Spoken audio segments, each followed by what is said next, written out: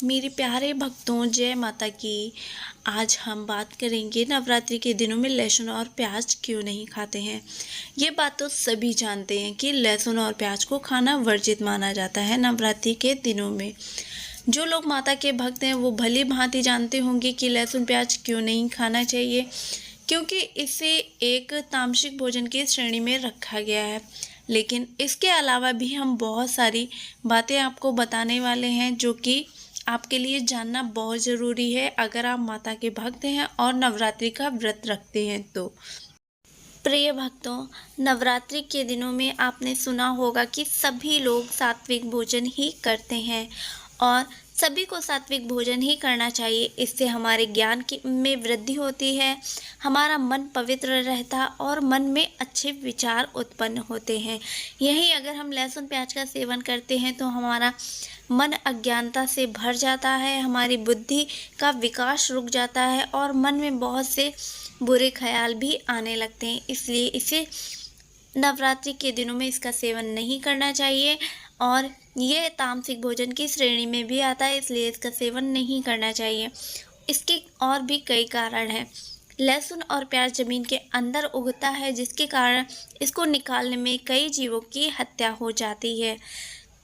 जब कई जीवों की हत्या हो जाती है तो इसे अशुभ माना जाता है, इसलिए इसका इस्तेमाल पूजा पाठ में नहीं किया जाता है।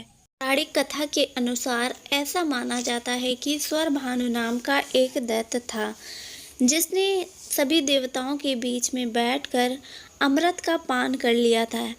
लेकिन यह बात जब भगवान विष्णु को पता चली, तब उन्होंने अपने सुदर्शन चक्र से स्वरभानु का सर धड़ से अलग कर दिया और तभी से सर और धड़ को राहु और केतु कहा जाता है। ऐसा कहा जाता है कि सिर कटने के बाद स्वरभानु के शरीर के 2 टुकड़े हो गए और सिर और धड़ से रक्त की बूंदें धरती पर गिरी। जब ये बूंदें धरती पर गिरी तो इन्हीं बूंदों से लहसुन और प्याज की उत्पत्ति हुई। राक्षस ने अमृत पान किया था, इसलिए यह प्याज और लहसुन रोग के लिए काफ़ी अच्छा माना जाता है, परंतु इसकी उत्पत्ति एक राक्षस के मुख से हुई है, इसलिए यह बहुत ही अपवित्र माना जाता है और किसी भी पूजा पाठ के ये योग्य नहीं है। इसलिए कभी भी कोई जब उपवास करता है तो इसका सेवन नहीं किया जाता है। आपने देखा होगा अगर कोई आपके घर में व्रत रहता है तो पूरा घर उस दिन लहसुन और प्याज का सेवन नहीं करता है, क्योंकि यह बहुत ही ज़्यादा अपवित्र माना गया है और इसका सेवन करने से आपका जो व्रत का प्रभाव है वो खत्म हो जाता है, आपका व्रत टूट जाता है और आपका व्रत नहीं माना जाता है। धार्मिक शास्त्रों के अनुसार व्रत में सात्विक भोजन जैसे कि फलाहार, दूध, मिठाई, फल आदि का सेवन करना चाहिए, ना कि प्याज और लहसुन का। ऐसा करने से माता रानी रुष्ट हो जाती हैं और आपके सारे काम बिगड़ने लगते हैं।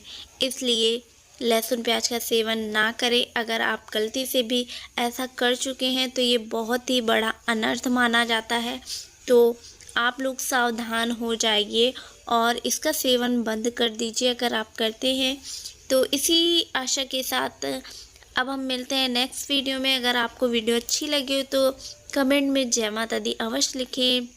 जय माता दी, हर हर महादेव।